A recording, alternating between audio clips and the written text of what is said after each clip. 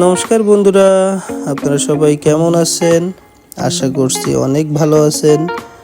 আমিও অনেক ভালো আছি। তো আজ আমি চলে আসলাম আমার দ্বিতীয় ভয়েস ওভার ভিডিও নিয়ে।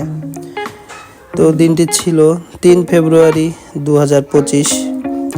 আমরা বলে থাকি সনাতন ধর্মাবলম্বীরা বিদ্যা ও বুদ্ধির দেবী সরস্বতী দেবী। তো সরস্বতী দেবীর পূজার দিন। তো সরস্বতী পুজো মূলত আমরা প্রতি বছর আমাদের গ্রামের বাড়িতেই উদযাপন করে থাকি, কিন্তু এবছর অফিসিয়াল একটা কাজ থাকার কারণে আর গ্রামের বাড়িতে যাওয়া হয়নি। তো মনটা একটু খারাপই ছিল, বাড়ির সবাইকে খুব মিস করছিলাম, কিন্তু কি আর করার, মন স্থির করলাম যে এবছর ঢাকাতেই উদযাপন করব সরস্বতী পুজো।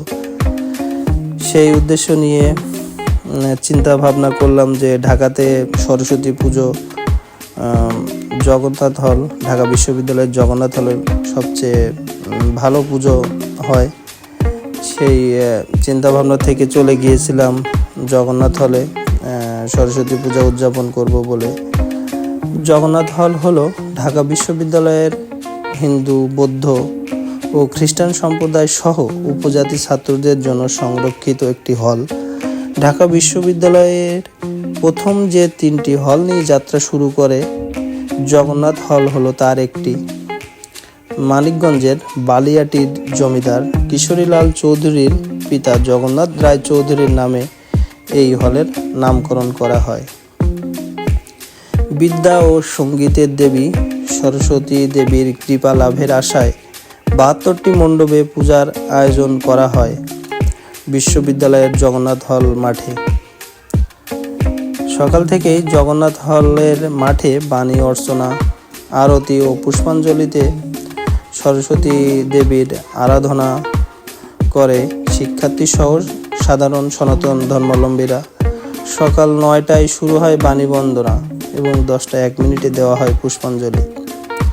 প্রতি বছরের মতো এবারও হলের খেলার মাঠের চারিদিকে বিভিন্ন বিভাগ ও ইনস্টিটিউটের শিক্ষার্থীরা পূজার আয়োজন করে। 72টি মণ্ডপের বেশিরভাগই বিভিন্ন বিভাগের থিমের আদলে গড়া হয়। অন্য বছরের মতো এবছরও হলের পুকুরের মাঝে বসানো হয় দৃষ্টিনন্দন ও অনেক বড় একটি প্রতিমা, যেটি তৈরি করে থাকে চারুকলা অনুষদ। তো আজকে এটুকুই।